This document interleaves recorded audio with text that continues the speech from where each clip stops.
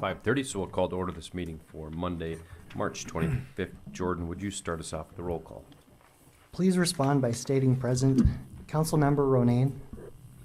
Present. Fauberg. Present. Liebelt. Present. Reif. Present. Johnson. Present. Reinbold. Present. Langer. Present. Norvstrup. Mayor Shoneman. Present. Please stand with me for the Pledge of Allegiance.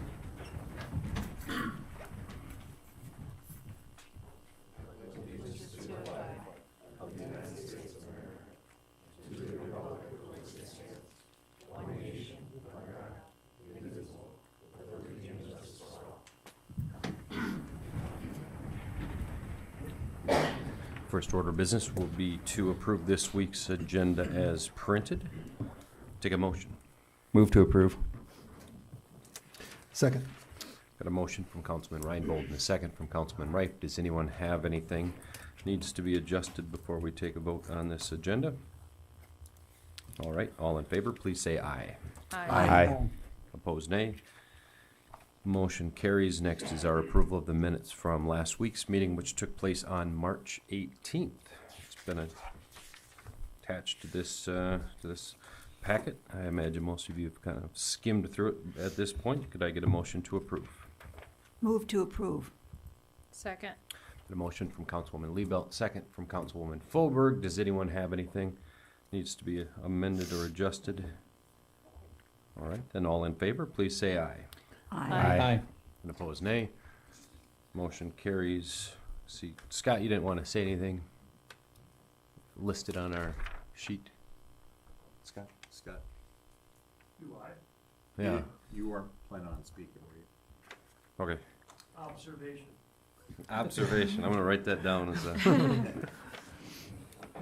No other open forum indications here, so I will move right along to our consent calendar where we've got 5 items of routine city business, placing a financial report on file, the minutes of a variety of boards, a couple of voluntary annexations, setting a bid date for a traffic signal improvement project, as well as 2 lottery notices for nonprofit groups here in Aberdeen. Can I get a motion to approve our consent calendar? Move to approve. Second. Got a motion from Councilman Reinbold and a second from Councilwoman Liebelt.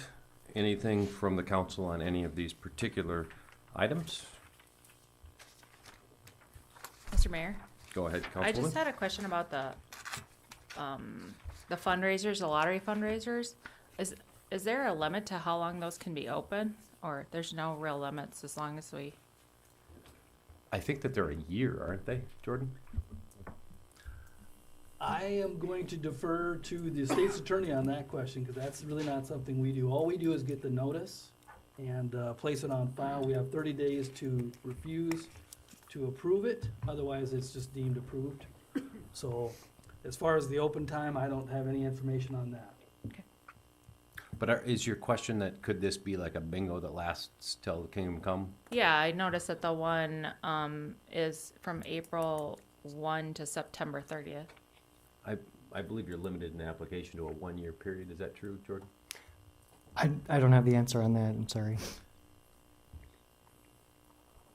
Many organizations that are running bingo around town are doing it on a weekly basis. So my understanding is that you can apply for a full year's period of time, but If you give me a moment, I can look that up.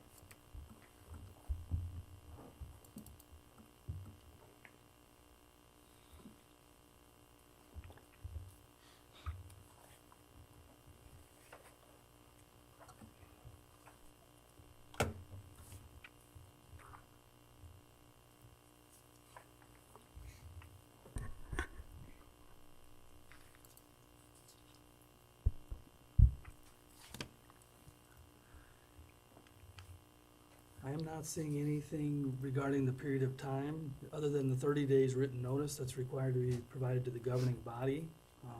If I find anything, I can let the council know. Okay, thanks. thanks for quick work on that, Ron. I could be mistaken. It might be able to be done indefinitely. I definitely see them on a weekly basis throughout this great community. Anything else from the council before we take a vote on our consent calendar?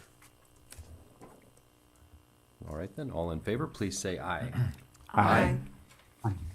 Unopposed, nay. Motion carries. We've got one single item of old business. It's a second reading and final adoption of an ordinance titled 220303, which supplements a variety of budget for appropriate funds from unanticipated projects, activities, and expenditures. Jordan, I'm sure you ran through it last week, but a number of us were absent for last week's meeting. Would you mind catching us up on the variety of unanticipated projects, activities, and expenditures these will cover? Thank you, Mayor. This covers a lot of carryover activity, things that we budgeted for in 2023 that we did not purchase simply due to the vehicles maybe not being available for purchase. So this creates budget authority in 2024 to make those purchases. We're also cleaning up some activity related to transfers, related to the water fund that occurred in a prior year, and also a correction for some activity within the enterprise funds. Just once again, work at the golf course and expenditures related to a vacuum jet within the utility fund. Thank you, Jordan. Any questions from the council? All right, then, with that, we will take our second vote on this, which will be the final vote of this ordinance. Jordan, would you go ahead with a roll call for us? Mayor, I don't have a motion. I'll make a motion. I'll second. All right, sorry about that. Got ahead of myself with my questions up front. I've got a motion from Councilman Reinbold, second from Councilman Rife. Anything else from the council before we take our vote? All right, Jordan, now you can go ahead with that roll call, please.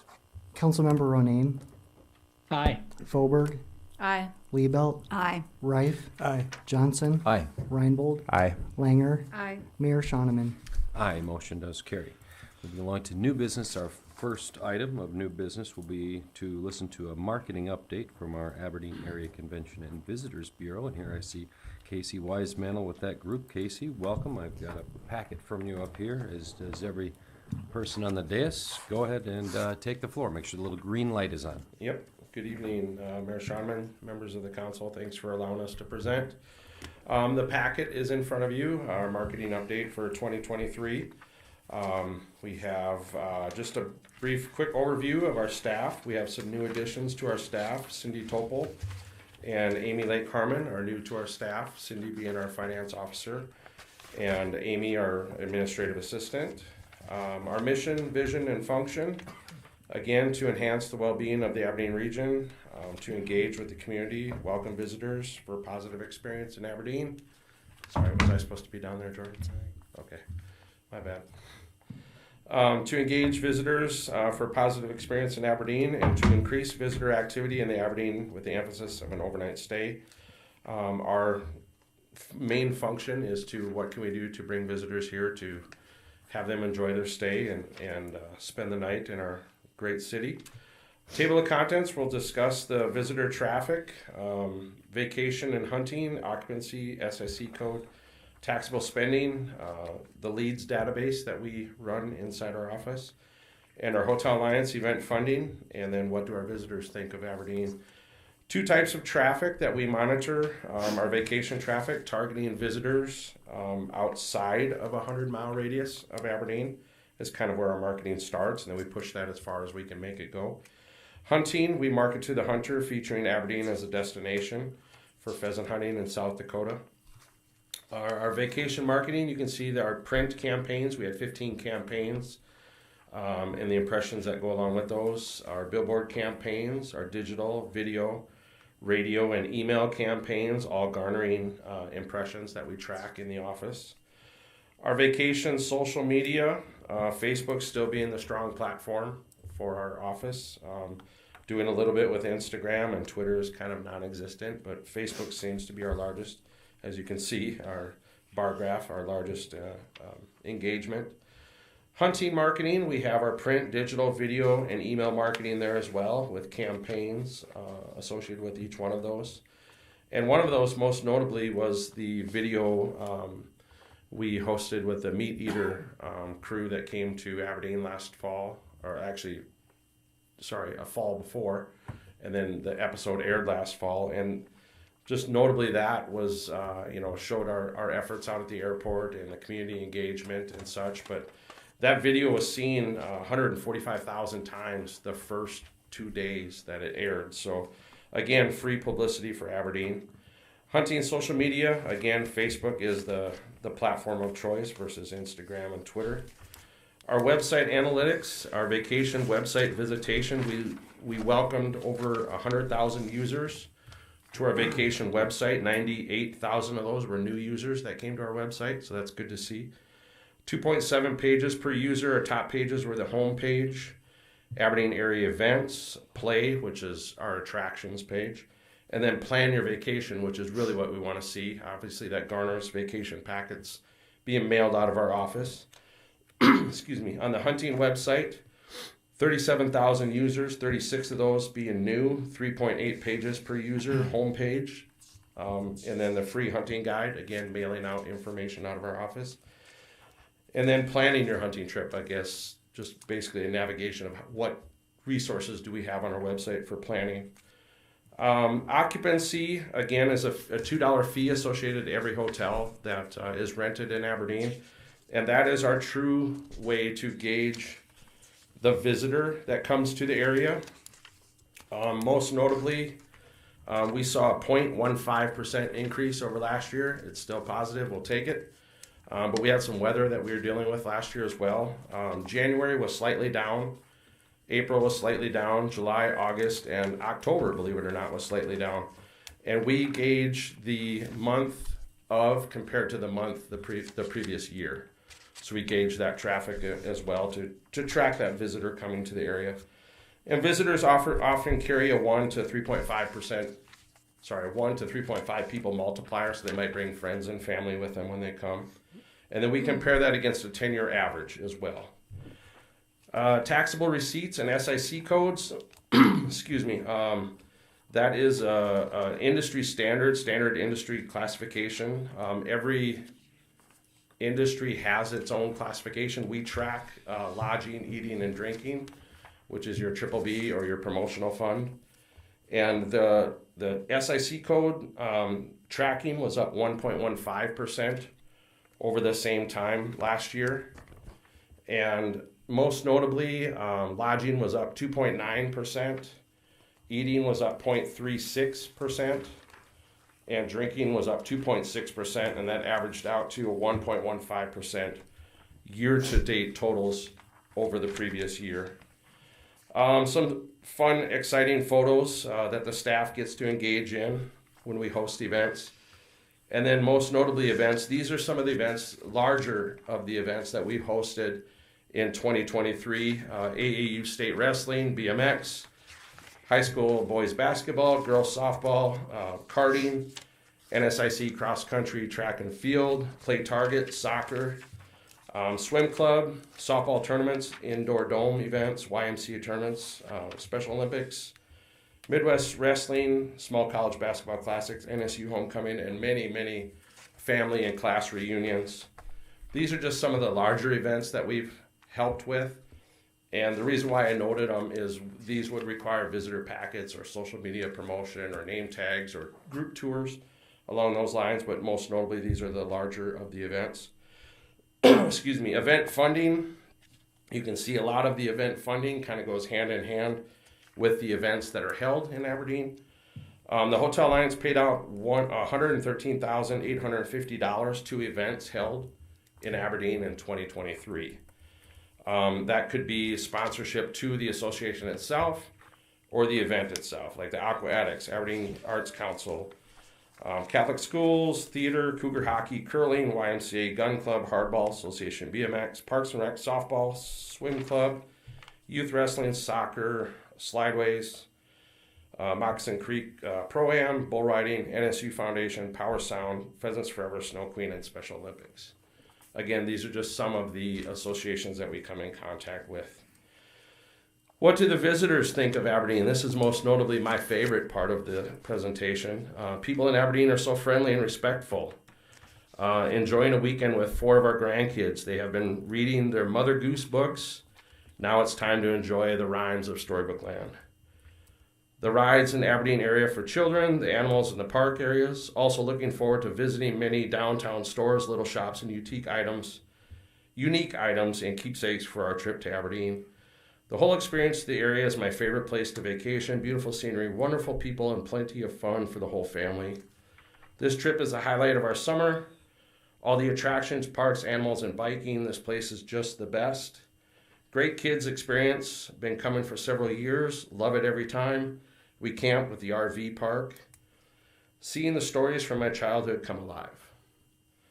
So with that being said, that puts fuel in our tank to keep doing what we do with our vacation marketing and our hunting marketing. And just wanted to come and give you guys an update on our 2023 in review. So if anybody has any questions, I will try to answer. Otherwise, Thanks for coming, Casey. Good presentation as always. And I would like to make mention that when we worked with a gentleman from North Dakota who was Yeah. interested in doing a baseball tournament here in town, I first of all kicked him over to Casey as well as the guys from Parks and Rec. And Casey took that handoff and took it through the finish line. Yeah. So we'll be seeing that event here. I appreciate you working with those guys in particular. absolutely. So the occupancy fee, $2 Yes. per hotel room. How many dollars does that generate annually? Approximately. Roughly about 300 and change, 313, 312, somewhere in there. That's give or where take. that event funding is Yes, primarily coming from. And they put together a budget. In that budget, we utilize funds available to help events. Excuse me. Try to fund them for 3 to 5 years. Let them get established, their feet underneath them, and go from there. And then we also partner with South Dakota Tourism for a $40,000 buy-in. We receive a $40,000 match. That comes out of that funding as well. And then the Hotel Alliance does additional marketing on their own to promote Aberdeen as well. So we did see that slight increase in the total occupancy fee, which means the rooms rented were approximately the same, if not a little bit above, 2.9% increase in the revenue there. So the prices went up a little bit on those rooms.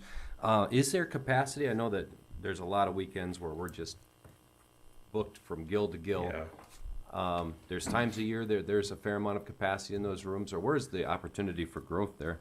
The opportunity for growth is the weekends.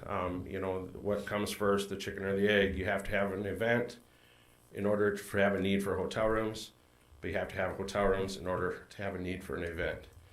So with that being said, it seems like a lot of meetings and conventions are switching to that weekend traffic as well. Maybe hosting that conference on Thursday, Friday, Saturday, or Friday, Saturday. That way some of that travel is on your own dime as well.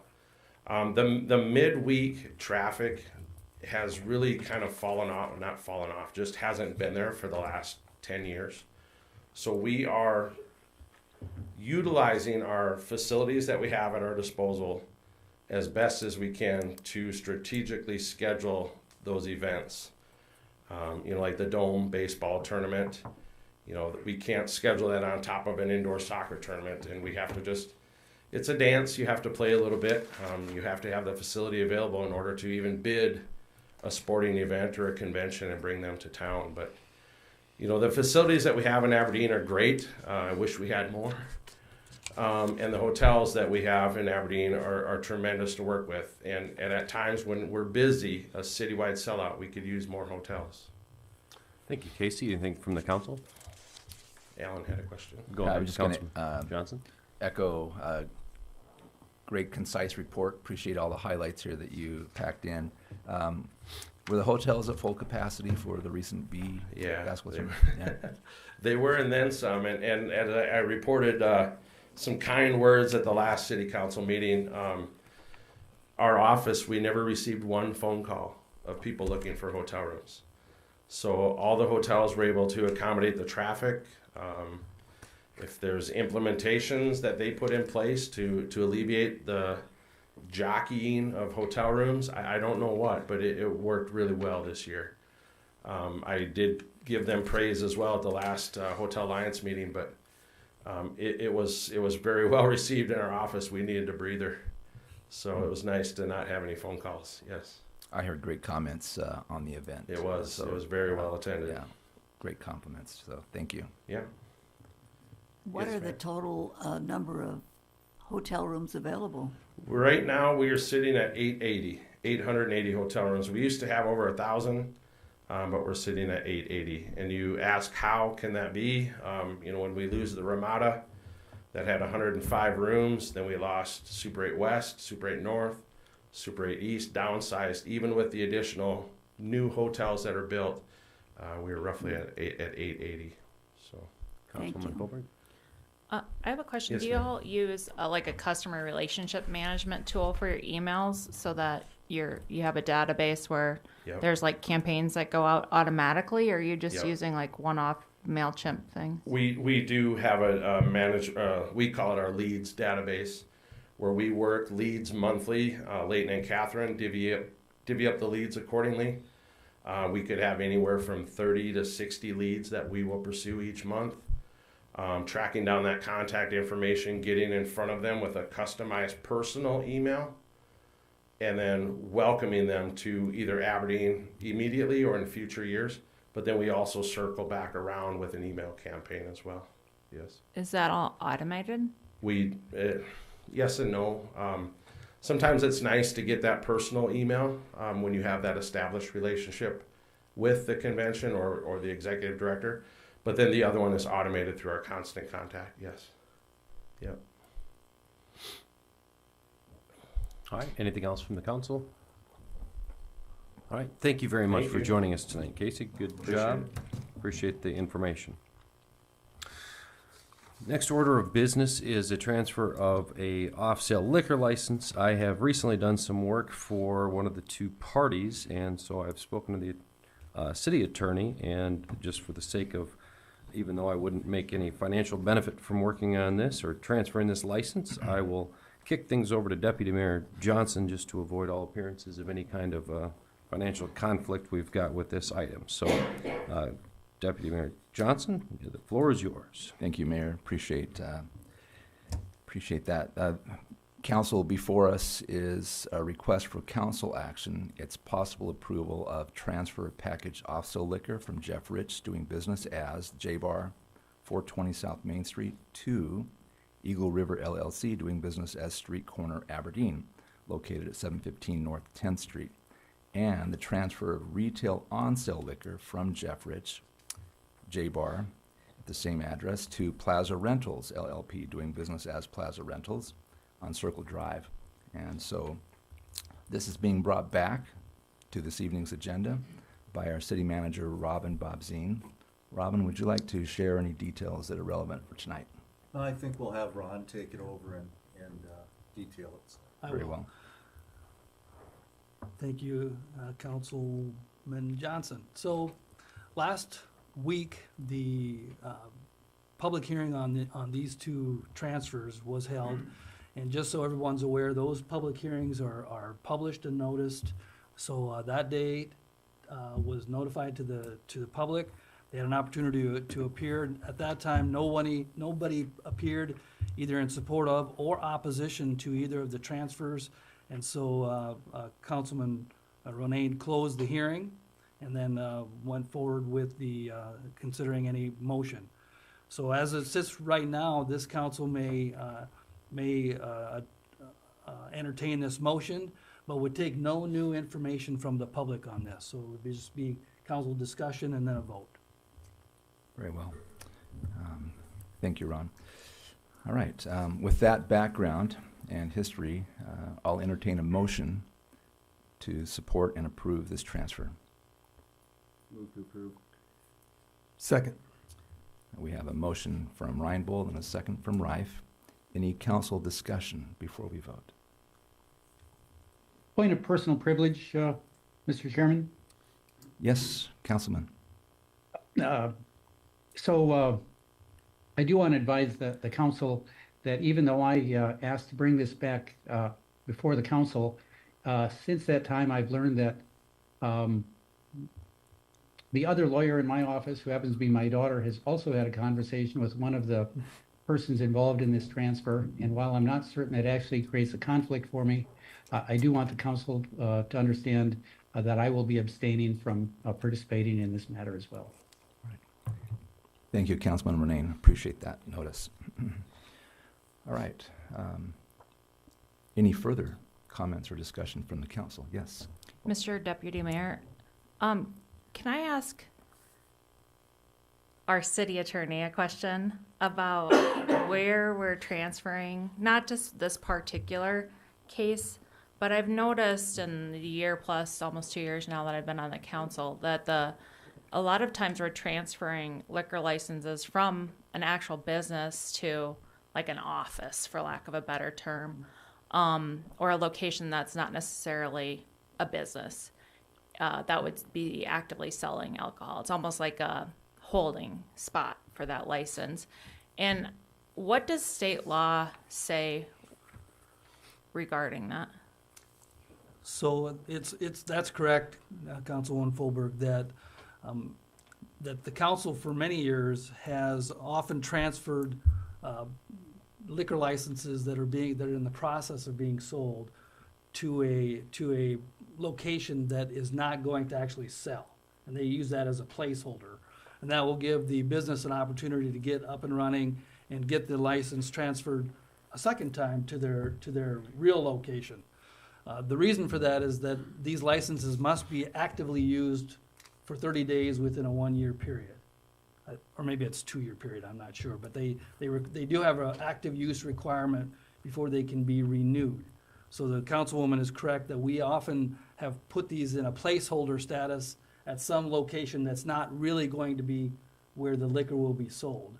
The statute says that to transfer an existing license, the governing body should look at whether the applicant is suitable to hold the license and whether the proposed location is suitable.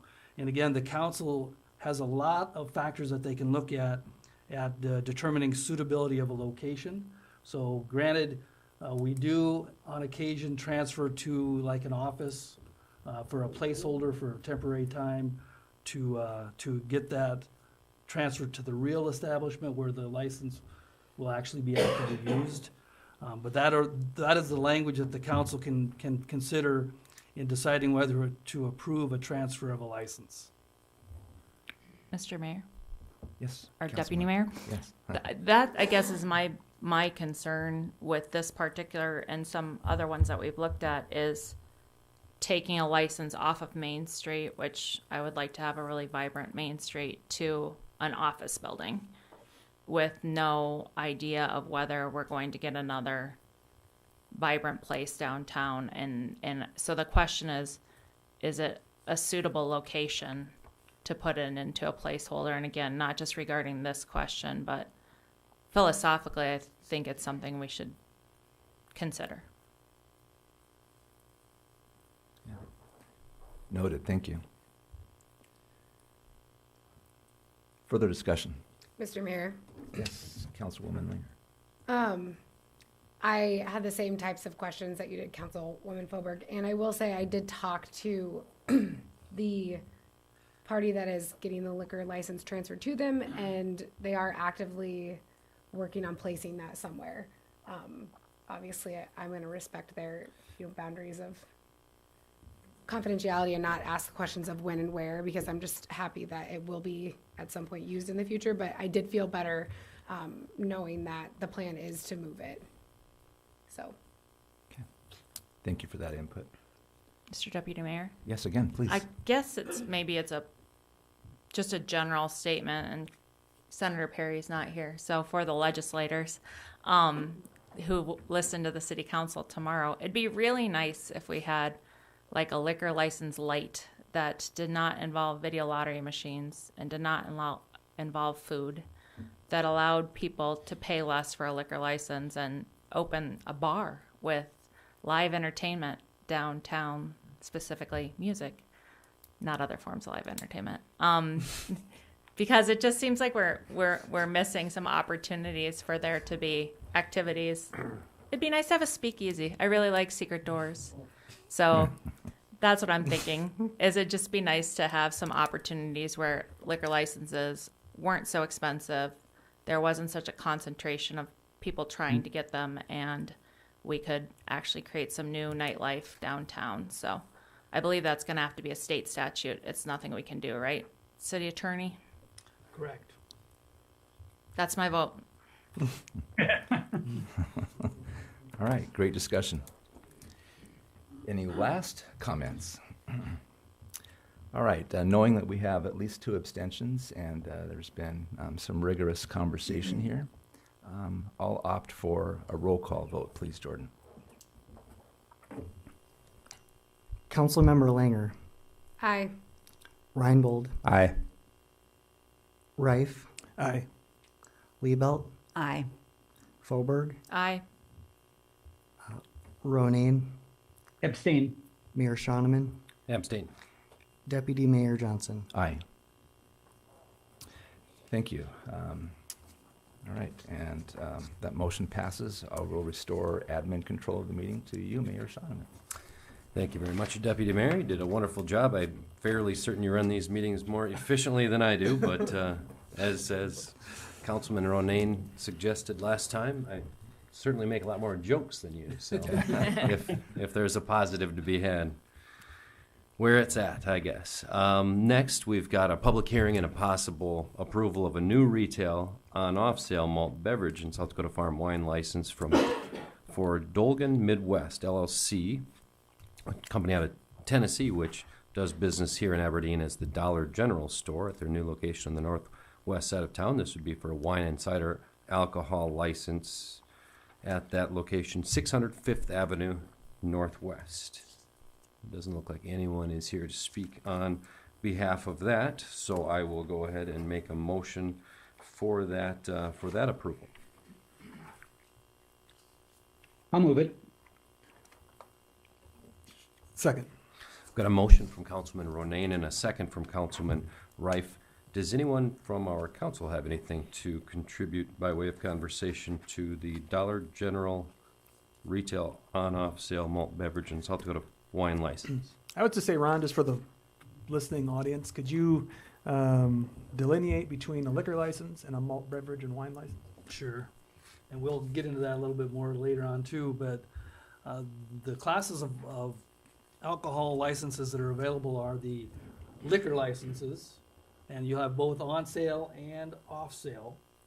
The on sale liquor licenses are limited by our population and by county liquor licenses that have been absorbed into the city over the years. Then you also have the different kinds of lesser licenses, the retail malt beverage, which would be for on sale and off sale of beer. And then they have the wine, and that can be either a South Dakota farm wine license or a separate kind of a wine license for just regular wine. But that's also a wine retail. And those are lesser, and those are not dependent upon population. Those are simply what the council wants to approve.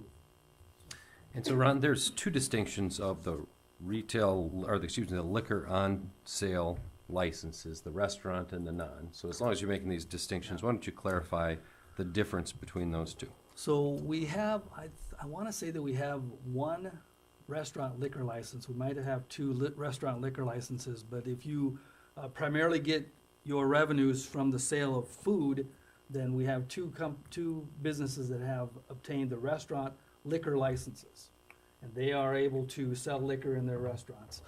The vast majority of the establishments in town that sell on sale liquor have a regular on sale liquor license.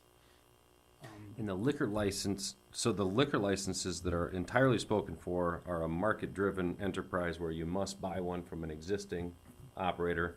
The liquor licenses for restaurants, there's no limit on those, and they're $100,000 from the city. Correct, and those can be new. We can issue those as a new venture for someone, as we did with, I believe it was Wings and Rings when that, and now 322 I believe has one.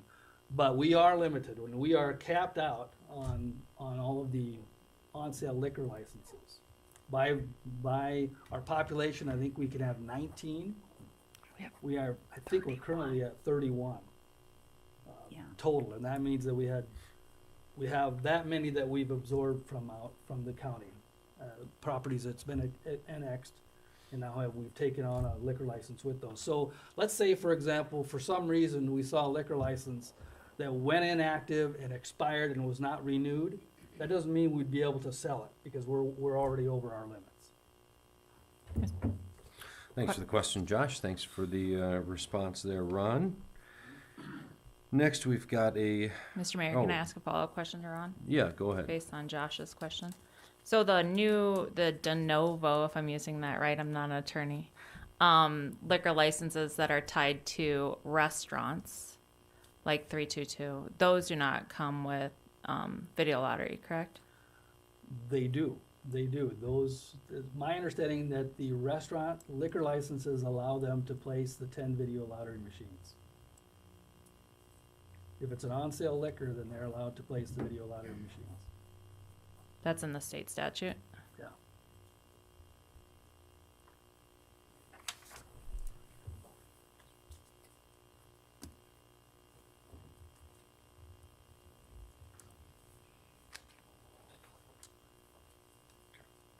So we've got our motion, we've got our second, as it relates to our Dolgan Midwest Dollar General Store malt beverage license. Any further discussion as it relates to this? Jordan, would you give us a roll call vote, please? Councilmember Ronayne, Aye. Fauberg, Aye. Liebelt, Aye. Reif, Aye. Johnson, Aye. Reinbold, Aye. Langer, Aye. Mayor Shonneman. Aye, motion carries. Next, we've got a possible approval and an authorization for the city manager to sign professional services agreement with Community Partners Research, Inc. as approved by the city attorney for the development and the completion of the Aberdeen Housing Study for the amount of $22,900. And here to talk about that is our own Ken Hubbard. Ken, what can you tell us about this study that we'll be conducting this summer?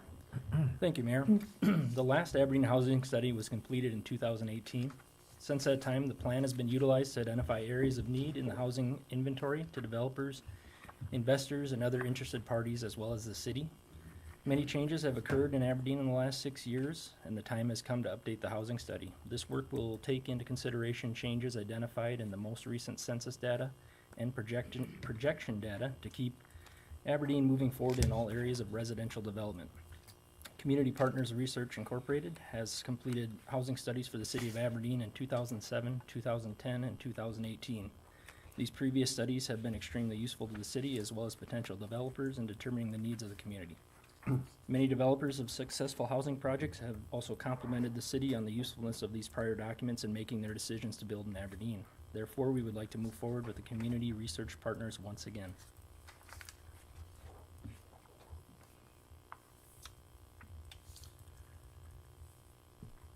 Move to Move to approve. approve. Rob, would you take a second on that? No, I want the motion. Dan. All right, fine. No, second be fine, thank you. We've got a motion from Councilman Johnson, second from Councilman Ronayne. So Ken, I know you and I had a couple of conversations, and it seemed like there was some other players to be potentially considered. Why don't you tell us why these guys were your choice and how many different companies you guys considered? This, like as I stated, this organization has worked with us in the past for many years. I think the 3 or 4 I've located or identified here is probably a short. In digging through some of Brett's previous files, I found some dating back even further. They've always done a good job, and we were comfortable moving forward with them. Thank you, Ken. Any other questions? Mr. Mayor? Go ahead, Wasn't Councilman. there a housing study done recently by the Development Corporation? I'm not 100% sure what their specific study was for, but it may be similar, but it's not the same study we've done in the past.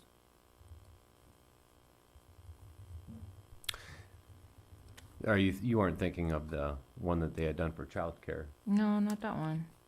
Do you remember, Rod? I don't think they did one. I think, there was they did an update, or tried to update the 2018 to qualify for the housing grant applications, because ours was too old to meet the That's housing what it was. application standards, so they tried to update to that, I think. But they haven't done a full blown, so I actually applaud the city for doing this. It's much needed, so thank you. I agree with Rod there. The Development Corporation and a couple of local people in the development world found out that they had to have an updated current survey, so they did kind of a Patch. a real quick patch, and it utilized a lot of the information from our existing housing studies. And then they just updated it with some of the current market conditions. Thanks. So this one will be much more thorough. Yeah, look forward to it. I know that I've had a number of different developers that have inquired about where we stood with this and whether one would be available because they were curious about the conditions. Councilman Johnson. Thank you, Mayor. I'm just curious, you said that it's possible to fall outside of this parameters of time where you can't finalize an application for something. Do we know what that period of time is? So the question was referring to when the state had housing funds available this last summer. There was a time frame, I think they said they would go back 3 years or 5 years for the housing information. And since ours fell outside of that parameter, they weren't going to accept it. And that's where the developers got together with the Development Corporation and came up with kind of a quick hodgepodge update. Okay, thank you. I just noticed looking back that we had a space of 3 years between 07 and 10, and then 8 years, and then now it's 6. Do you anticipate when we might do another one in the future? I think that the average is probably a 5-year span, but some of those have taken a little longer to get completed, so. I would say we'd roughly be in that 5 to 10 year period going forward. Mr. Mayor, Go ahead, Councilwoman. how long does it take them to complete the study? They are estimating 3 months. Okay. So hopefully we'll have it before high parts of summer. Thank you, Ken. Anything else before we take a vote? Jordan? Councilmember Langer, Aye. Reinbold, Aye. Johnson. Aye. Rife, Aye. Liebelt, Aye. Fauberg, Aye. Ronayne, Aye. Mayor Shonneman. Aye, motion carries. Next, we've got our possible approval of the recommendation to award a bid for the Aberdeen Regional Airport 2024 chilled water improvements. Here to talk about that a little bit is our Transportation Director, Rich Krokel. Rich, welcome. Thank you, Mayor. So,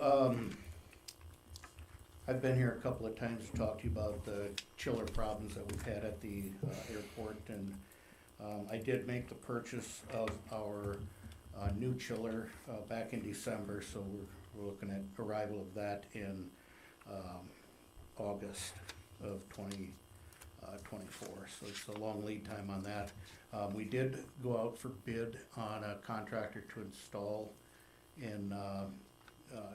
the chiller, and then we had an alternate for some pump work. And we had one bid, CDJ Electric. The base bid was $41,725, and the alternate was $25,522.90 for a total of $67,247.90. And we're asking for city manager to be authorized to sign off on this. So moved. Second. Got a motion from Councilman Johnson, a second from Councilwoman Liebelt. Any questions from the council as it relates to this bid?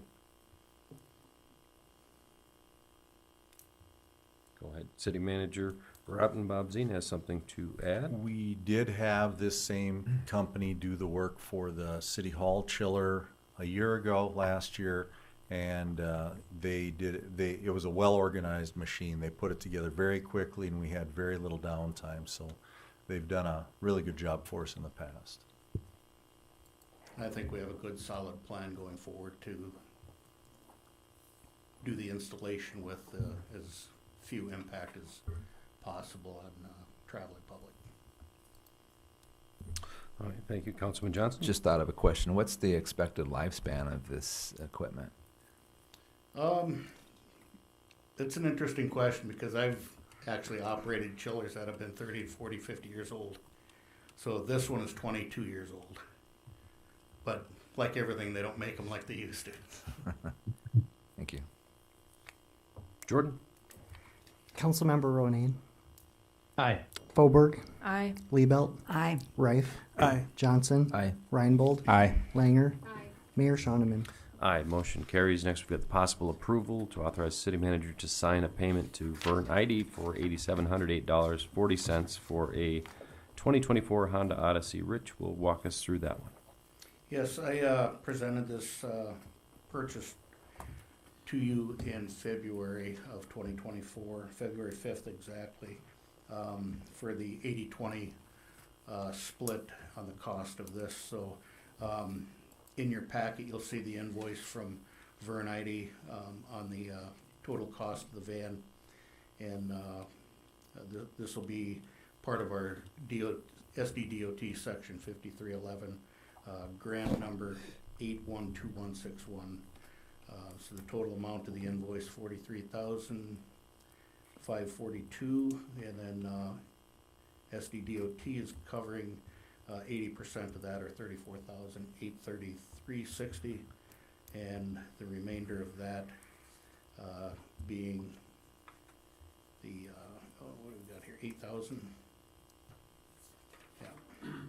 So we're asking the city manager to be able to sign off on the purchase of the Honda Odyssey van. Move to approve. Second. Motion Liebelt, second Reinbold. Any questions? All right, Jordan. Councilmember Langer, Aye. Reinbold, Aye. Johnson, Aye. Reif, Aye. Liebelt, Aye. Fauberg, Aye. Ronayne, Aye. Mayor Shonneman. Aye, motion carries. Thanks for joining us, Mr. Krokel. Appreciate it as always. Next, we've got a possible approval of consideration of application for the abatement of property tax. Jordan, would you walk us through what that looks like? And appreciate your information prior to the meeting as it relates to the history of this thing. Thank you, Mayor. This abatement request came from the county. It's related to two parcels, the only parcels within the boundaries of Tax Increment Finance District 35. It's a little unusual to have an abatement request for a TIF, but this is something that was contemplated and approved within the TIF 35 plan. The council approved that in 2021. So what this does is approves the discretionary formula for the two parcels, which for those of you out there, it's Forte Living of Aberdeen and Dakota Estates 3. It abates the property tax that would have been applied and lowers the valuation to 20%. So this is the first year of discretionary formula. It'll phase up over time, but this is the request. Council recommended this as part of the plan, and staff recommends approval.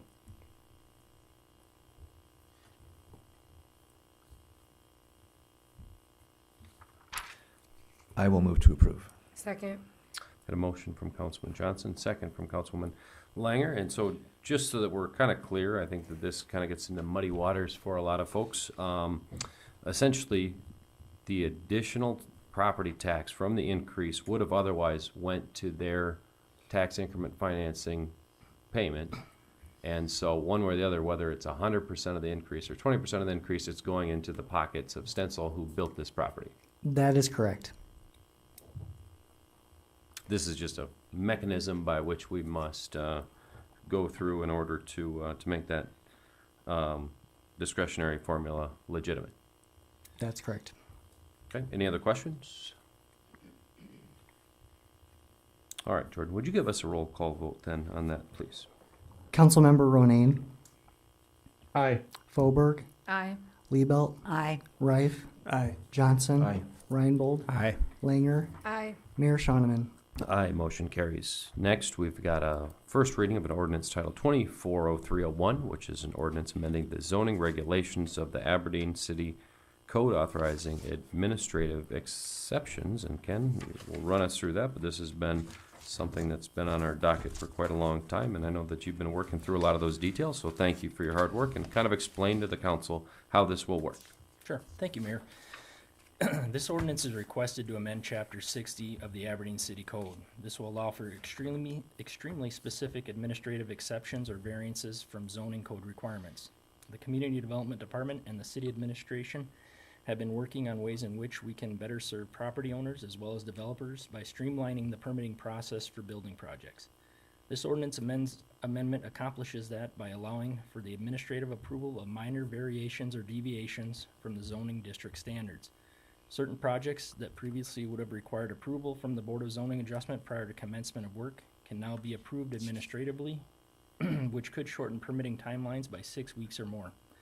All the exceptions allowed under this ordinance are items that are routinely approved by the Board of Zoning Adjustment and neither infringe upon adjacent property owners' rights nor affect their property values.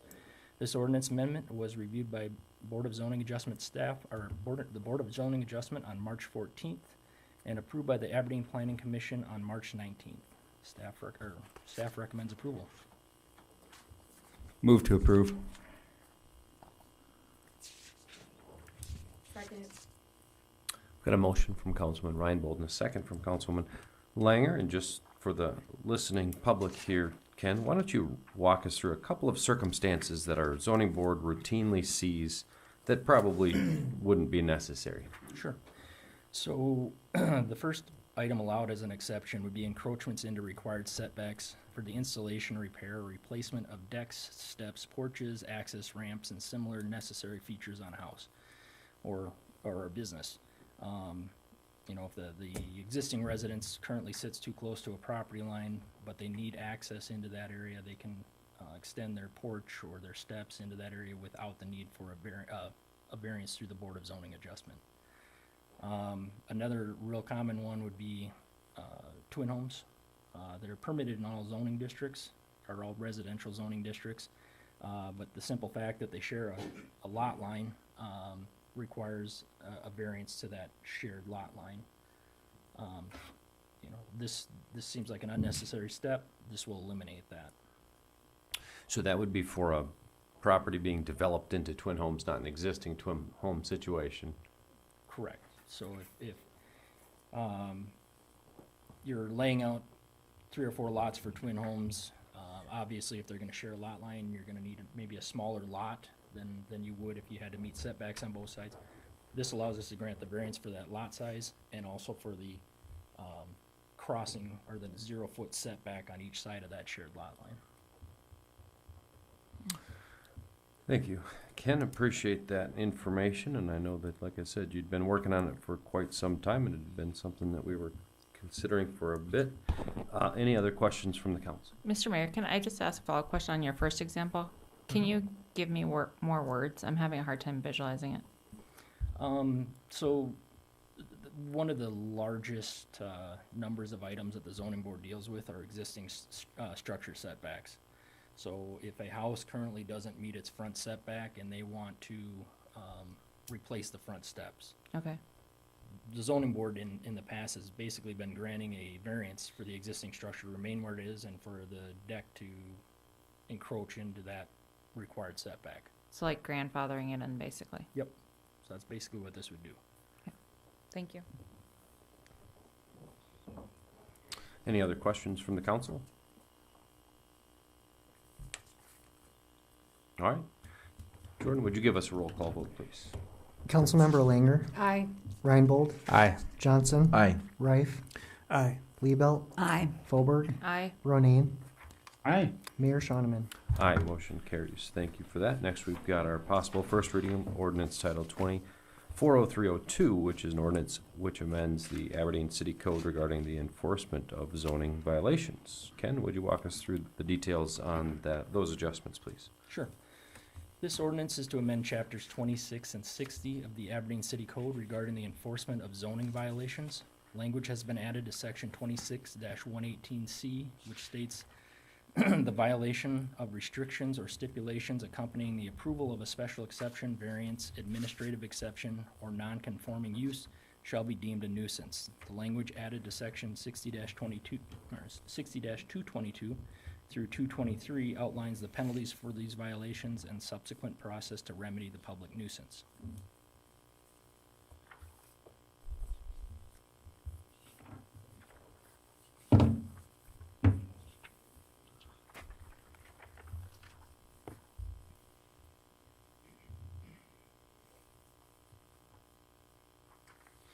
So, walk us through number 18 under C, under nuisances. Could you kind of spell that out in real-world vernacular for us?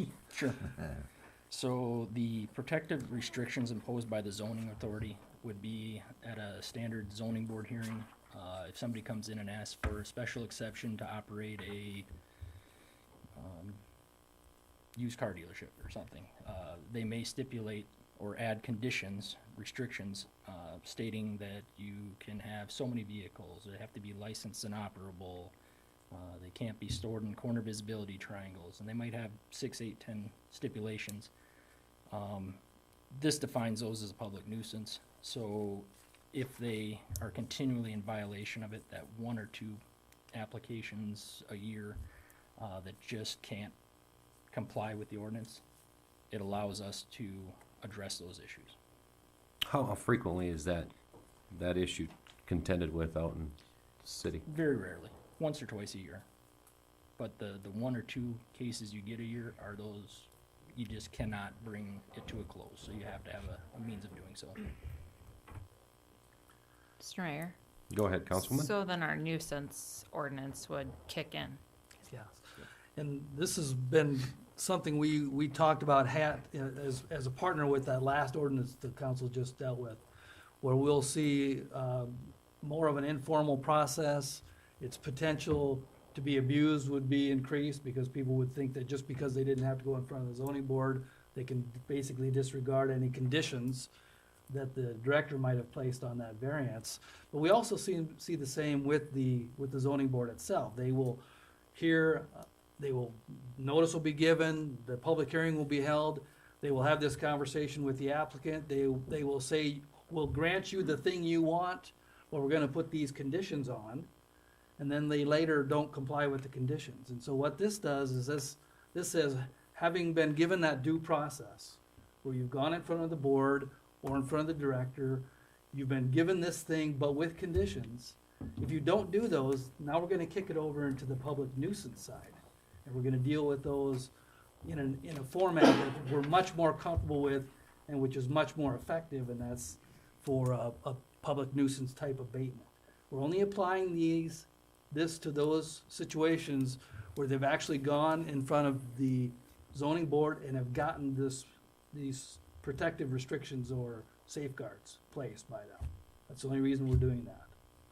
We've had frustration with the zoning board in the past where they've imposed conditions, and then the remedy is to come back in front of the zoning board where they're looking at us and saying, well, we imposed these conditions, do we just do it again?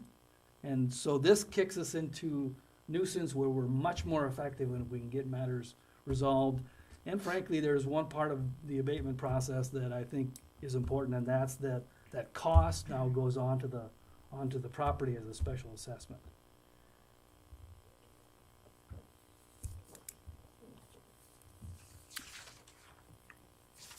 Any other items of note within the redlined changes, Ron, that you think should be addressed specifically? I did want to point out to the council that in addition to kicking it into chapter 26, which is the nuisance, we've also clarified and in a way made the violations and the enforcement part more clear in the second section of that ordinance, which talks about the chapter 60 penalties for violation and remedies. We've just made that clear. I did have a visit with a judge of the circuit to run this by to see if where he felt his comfort was with the due process side that we've talked about. And with these changes here, he felt the due process was very strong for this. And so whether it's the zoning violation itself or kicking it over into treatment as a nuisance violation, either way, we've provided due process. Thank you for that, Ron. I appreciate it. Once again, I appreciate the hard work you guys put into trying to streamline this procedural stuff. Is there any other questions from the council? I don't believe that we've gotten a motion on this one. So if someone were so inclined, you could make a motion on this first reading of the ordinance. Move approval. Second. Motion Johnson, second Reinbold. There's no further discussion to be had. Jordan, would you give us a roll call, please? Councilmember Ronayne. Aye. Fauberg, Aye. Liebelt, Aye. Reif, Aye. Johnson, Aye. Reinbold, Aye. Langer, Aye. Mayor Shoneman. Aye, motion carries. Next, we've got the possible approval to authorize the city manager to sign the bid from Tim Reed for rodent control and pigeon control services for striped gopher, $25 apiece. Pocket gophers, $50, and $549 per month for our pigeon control. Stu, tell us about these critters. Sure. So the rodent control is something that's used by multiple departments throughout the city, Parks and Rec, our utility division. We, as Public Works, definitely do it for our Corps of Engineers levy. It's essential as part of our annual inspection process to make sure that we have controlled rodents and prevented them from damaging our levee, which would, possibly cause a problem if there was flooding. Mr. Reed has had the contract for the last couple years, I believe, Robin? 10, yeah. So he does an excellent job. At the outset, it might look like those numbers are kind of expensive to catch a gopher, but when you see the amount of work that he has to go through to do this, and he's very thorough, he fills the holes back in after he's trapped the gophers out of them. He does an excellent job, and he keeps track of the number of gophers and submits photographic evidence so we can see how many he's actually harvested. So same for pigeons. Move to approve. Second. Motion Reinbold, second Johnson. Hopefully my tone didn't incite you into believing that I thought those were grossly overvalued. It's just numbers. a comment that we've heard from time to time, so. Fair enough, fair enough. Any questions from the council? Go ahead, Councilman Johnson. So looking at the number of units here on this bid, is that a threshold that's met and then there's no further trapping? No, it continues. It's an open-ended contract. Open and unlimited, okay.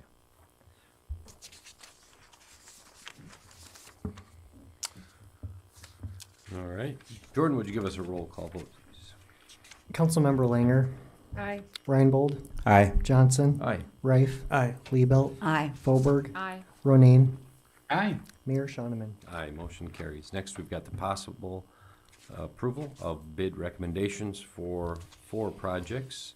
First is our street maintenance concrete repair bid for $154,812 and change to CWF. The second is annual concrete work, also to CWF for the amount of $147,010 and change.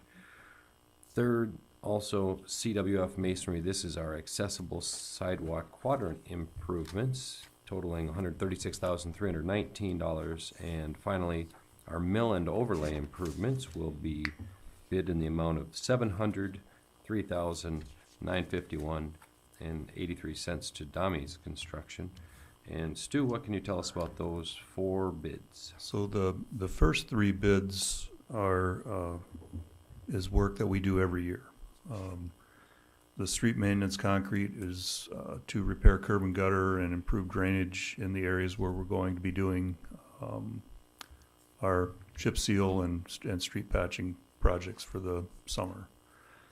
Then our miscellaneous concrete work is for repairing, curb that's removed for a water main break or things of those natures. And then, of course, I think the accessible quadrant one's kind of self-explanatory. We typically have 2 to 3 contractors bid on these, and that was the case this year. Just so happened that CWF has gotten all 3 this year. That's the first time that's happened in 3 or 4 years probably. And they've done all of these projects for us at one time or another here in the last 10 years, and they do good work. And we recommend those that we award the bids to CWF for those. The mill and overlay project came in significantly under our budget. We were very pleased. We were somewhat concerned because there's a lot of water main replacement on this particular stretch of South Main Street. And we were concerned that we might get a little bit higher bids than we did, so we were very pleased with the results of that. And obviously, we've worked with Dami Construction many times in the past as well, and we'd recommend approval of that bid as well. Move to approve. Second. Motion Reinbold, second Langer. Stu, could you, for the people listening in, explain the segment of Main Street which will be resurfaced as a result of this mill and overlay project? Sure. It is Main Street from 6th Avenue down to, and I believe including 12th Avenue, the intersection at 12th Avenue. And is Main Street from 6th Avenue, is that a concrete surface street, or it's That particular stretch has concrete underneath the asphalt. but it's asphalt from 6th Avenue all the way down? Yes, just that's base of correct. concrete. All right, any other questions? Jordan, would you give us a roll call vote then, please?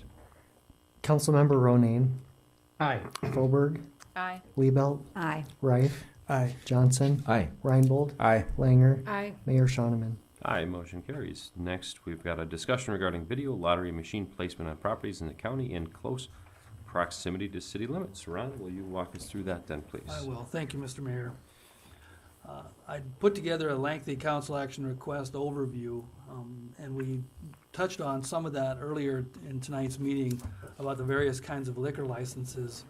I wanted to just make sure that the council was aware that we have the malt beverage licenses with video lottery designation that have been limited by ordinance to 35 within the city limits. Both the city and cities and counties can establish limits for those malt beverage licenses that would have video lottery designation. And what that means is that if you have a video lottery designation, then you can place up to 10 video lottery machines in your establishment. And again, in no way am I casting aspersions upon Mr. Gossman, but we noticed in the Aberdeen Insider that he had a plan, informed them of a plan, the Aberdeen Insider, of an 8-suite casino bar near the intersection of 8th Avenue Northeast and North Roosevelt Street. And because the council members had expressed some interest in looking at and making sure that we're staying on top of the number of video lottery machines within the corporate limits, we now have potentially 66 licenses within the city of Aberdeen that could each place 10 machines. So that'd be a total of 660 machines. Right now, as I understand it, we're in the neighborhood of about 452 video lottery machines being placed. And so, without knowing what Mr. Gossman's plans are, or whether there's anything concrete to that, we just know that this highlights that the county could be issuing malt beverage licenses to folks out in the county, and they could, unless the video lottery designation is not granted, they could place video lottery machines within their establishment.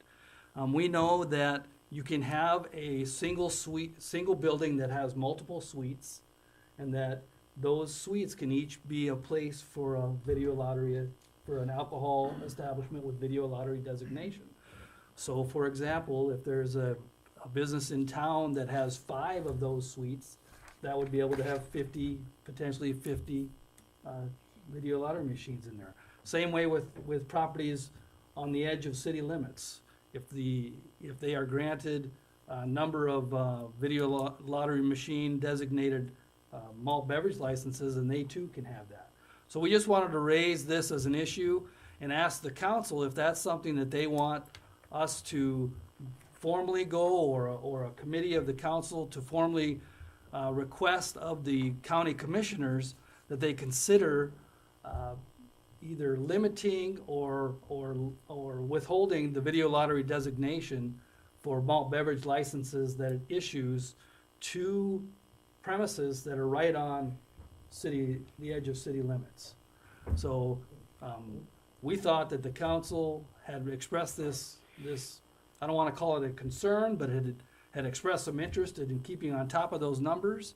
And if we're looking at the potential for businesses right on the edge of city limits, having numerous suites designated for video lottery placement, and creating these situations where we would have large number of video lottery machines right on the edge of our limits. If you wanted a designation to go before the county commission and ask them to be aware of our ordinance, be aware that the council is staying on top of that and would like to limit the presence of video lottery machines within not only the city of Aberdeen, but within a reasonable distance surrounding the city. So that's where we're at. We were hoping to invite a conversation among the council members just to give us direction on whether you want us to do something or nothing when it comes to this. And Ron, you did reach out to at least someone within the county. Obviously, Scott's aware. Who did you speak to at the county? What type of a tone was that conversation? I initially spoke to the state's attorney's office just to apprise them that there is this potential for a number of video lottery machines to be placed right on the edge of city limits. It then occurred to me, after having reached out to the state's attorney's office, that this is really something I should talk to you folks about and give us direction on whether this is something you want us to formally present to the county commissioners. So that's kind of where we're at now. But I did initially reach out to the state's attorney's office and just let them know that we have this ordinance on the books that limits to 35 the number of malt beverage video lottery establishments that we will allow in town. Thank you, Ron. Anyone from the council have anything to contribute to this discussion? Mr. Mayor? Go ahead, Councilwoman. I was going to let everybody else go first. The other thought that I had was if there's an establishment that's in the county but is up against the city, they're going to follow the county's signage laws too, not the city's signage laws. And so one of the things that, because this is just an open discussion, right? So any topic related is appropriate? Yes or no? Depends on how far off base you wind up getting. One there. of the things I really don't like driving through Aberdeen is the word casino everywhere. It drives me insane. I mean, I don't even know if Deadwood has the word casino up as many times as we have the word casino up. And I mean, everybody has their vices, and I'm not judging anyone's vices against my own. But the number of places where you can get alcohol, I think of kids, right? They go with places with their family. And the movie theater, there's beer. A Levity, there's beer. There's alcohol everywhere. There's the word casino is probably one of the first words a lot of kids in Aberdeen can spell. So I guess I just am thinking about the look and feel of our city. If we want to attract new people and new businesses and you come into the town and that is what you see everywhere, what does it say about us when there's a church and a casino basically on every corner of this whole town? Can I? Go ahead, City Attorney Ron. Thank you, Mayor. There was something I wanted to clarify in my opening comments and I forgot. But I see Scott Bader is here with the county as the zoning director. The issue about alcohol licenses and the issuance of licenses is not a zoning issue. This is something that governing bodies have the authority over irrespective of zoning. So they can issue a license, and I just wanted to make that clear that if we're going to be talking about signage, that's a zoning thing. Mm-hmm. Just the limitation that we're talking about here on the video lottery establishments, that's not a zoning matter. That's something that whether we had joint jurisdiction with the county or we don't have joint jurisdiction with the county over zoning, that's irrelevant as far as the question on the licenses, the alcohol licenses. All right. Anyone else from the council? Just a point of clarification, Ron, I'm reading through this and we limit the malt beverage and wine establishments to 35, right? And of those 35, they can have up to 10 machines, and currently in the city there's 324. Correct. Okay. And that's outside of the ones for the liquor.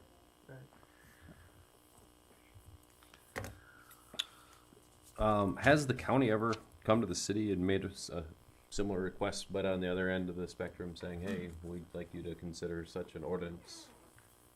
No, not since I've been city attorney, we haven't. Mr. Mayor? Go ahead, Councilwoman. There used to be and this is a zoning question, there used to be a cooperative discussion between the city and the county on a perimeter around the city and some regular meetings there regarding zoning and development, correct? Yeah, I would say And that. if so, what happened to that? There was a 3-mile perimeter around Aberdeen that was enforced by the city until Joint jurisdiction. Yeah. until about 5 years ago or so, and which time that was rescinded. And Ken might want to speak up here, but my understanding was that a majority of all the issues that our zoning department was having with residents and compliance issues and that were all coming from that one area, so it was incredibly taxing for our department, and the county was happy to take it on, and so we kind of just scooted back into our own territory where people had a right to vote for their leaders, and it seemed like it was appropriate at that time to say if you're part of the city, you follow the city's regulations, and if you're not part of the city, you follow the county's regulations. The fact that there's no longer the joint jurisdiction for zoning purposes doesn't mean that there still isn't conversations between our community development department and the county's planning and zoning folks. There's a lot of conversations that still go on. They still work very cooperatively with each other on a number of other items. And again, I don't want to bog this down because this really isn't a zoning thing, but these conversations with the county will always be occurring when it comes to cooperative ventures, whether it's looking at potentially a road maintenance agreement as we go down the road.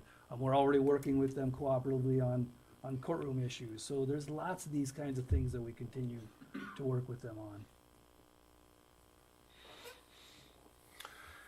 Yeah, I guess if no one else has anything to contribute, I'm going to just make mention that I appreciate the folks with the county commission that I deal with, and I think that those guys do a good job, and I think that, I don't personally like the idea of trying to, I guess, persuade their actions in a formal manner. I think we could just as easily have a conversation with those guys and say, hey, this is what our concern is. Out of respect, and we've been working hard to try to ensure that our relationship is as good as possible with those guys. So that would be my mode of communication, I think, if anything, rather than something that's as formalized as all this, trying to push their hand on a legalese issue. If I may be heard, Mayor. Go ahead, Councilman. I would join in those comments. The county commission doesn't like us to tell them how to do their work, frankly, any more than we would like them to tell us how to do ours. They probably know that this is a controversy within the city, and they can weigh that if they choose, but they're not required to. And so I think you're right.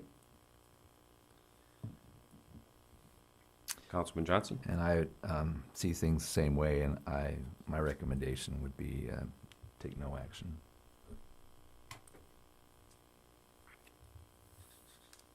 I didn't hear what you said. Recommending that the city take no action. Ron, did you have something else, or are you No, just eager to get out of here? It is helpful. No, it's helpful for us to He know was looking at this. his watch for those. Mr. Mayor? Go ahead, Councilman.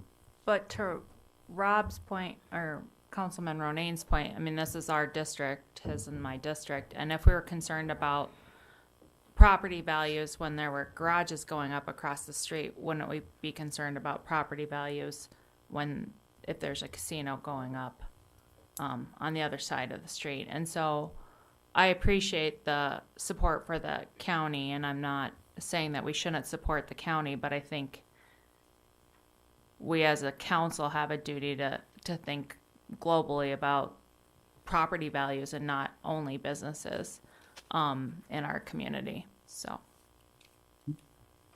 Agreed.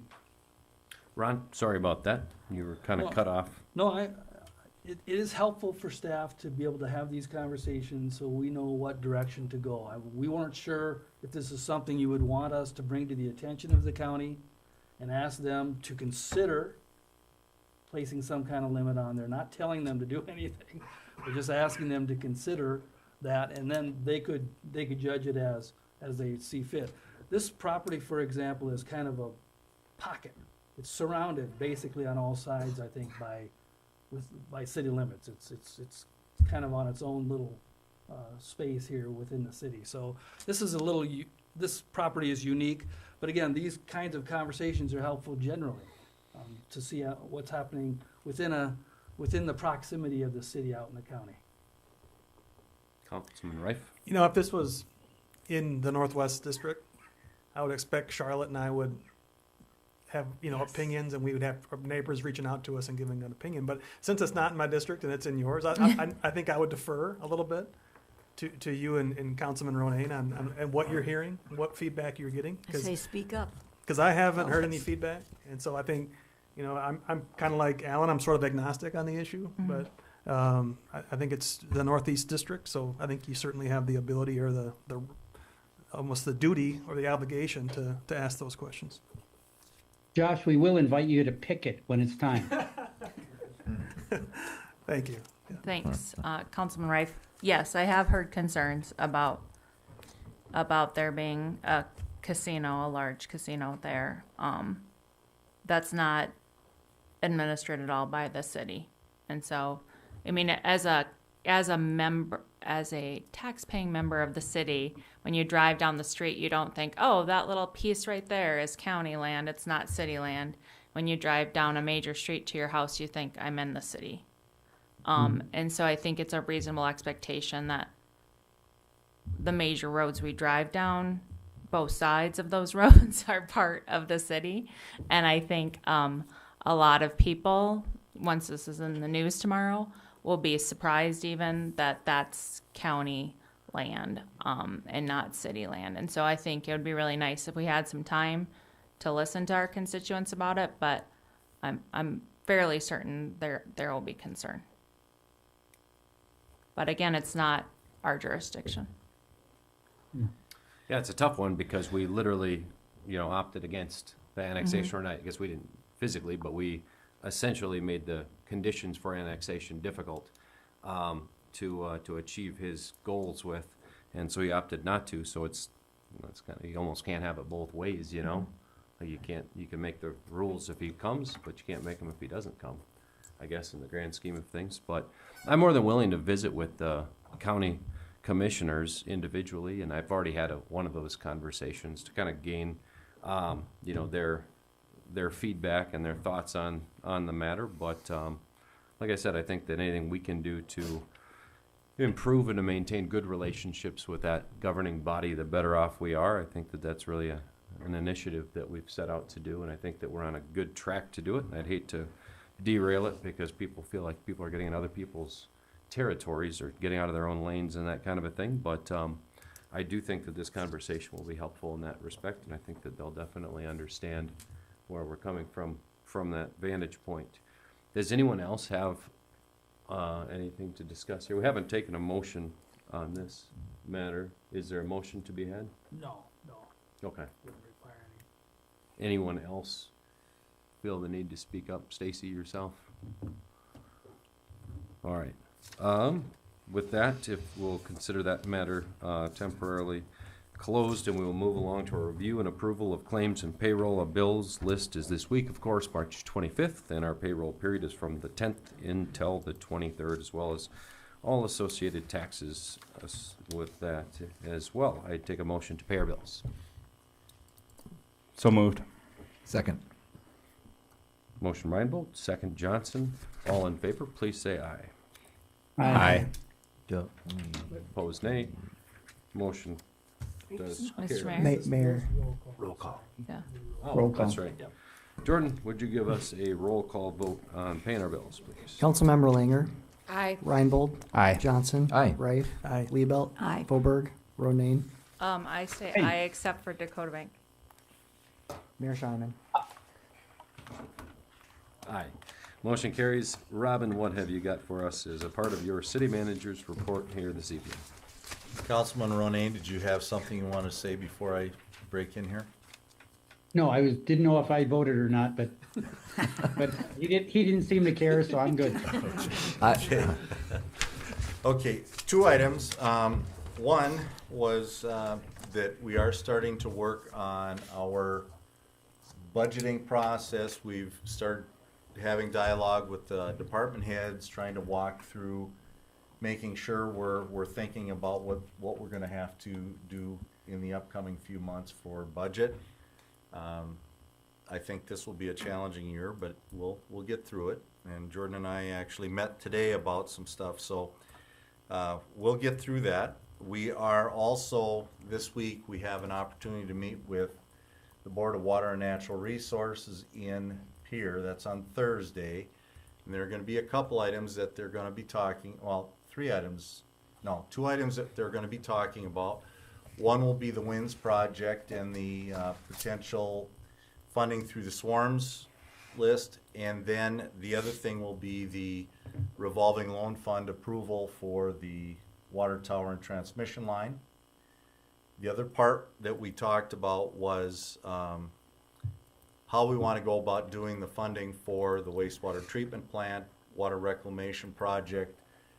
That one, the numbers, they're really struggling trying to figure out where those numbers are going to be at, and it's difficult for us to ask for funding, and then depending on where the bids are at, we may end up having to go back a subsequent time because we didn't ask for enough funding and revolving loan money.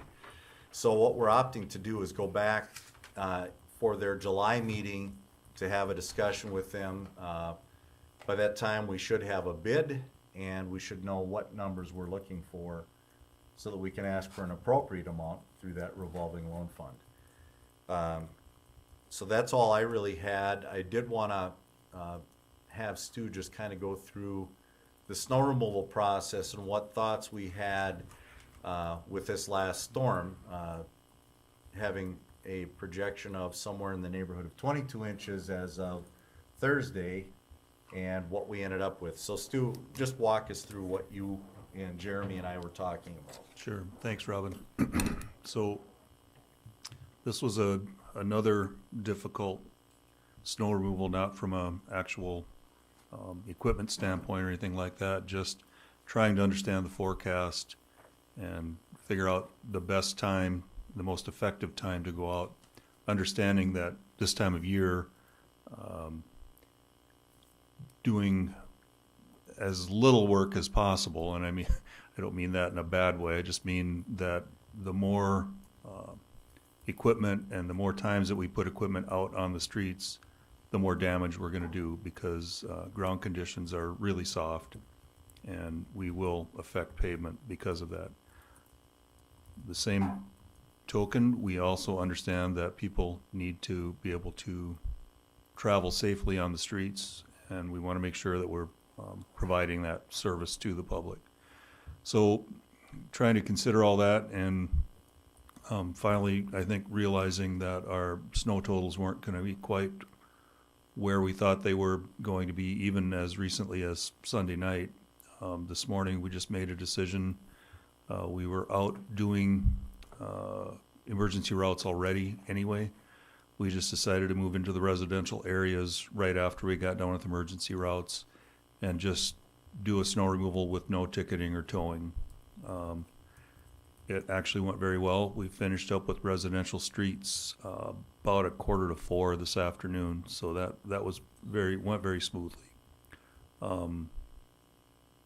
We are planning on doing a complete snow removal in the downtown, the Zone 1 area tonight. That'll start at midnight, and we will be ticketing and towing from that area tonight. Now, because of the way this all transpired, you'll recall a few months ago we talked about moving the parking lots to the beginning of the process. Well, just because of the way this came together, that wasn't possible. So we will be removing snow out of the parking lots, but we won't be ticketing and towing. Actually, what we'll be doing is piling snow in the parking lots, and then we'll start working on that tomorrow, hauling it out. I guess if anybody has any questions, I'll try to answer them. But I think given the circumstances with the, just the changing information that we were getting, I think this was probably the best way that we could have handled it. Any questions? I'm always suspicious when somebody says 12 to 22 inches. That's just too much of a variance, you know what I'm saying? I feel always suspicious, generally speaking. If nobody else has anything, I would take the final vote of the night, which would be to close this meeting down. Would someone make a motion? Move to adjourn. Second. Motion Ripe, second Johnson. All in favor, please say aye. Aye. Opposed, nay. Motion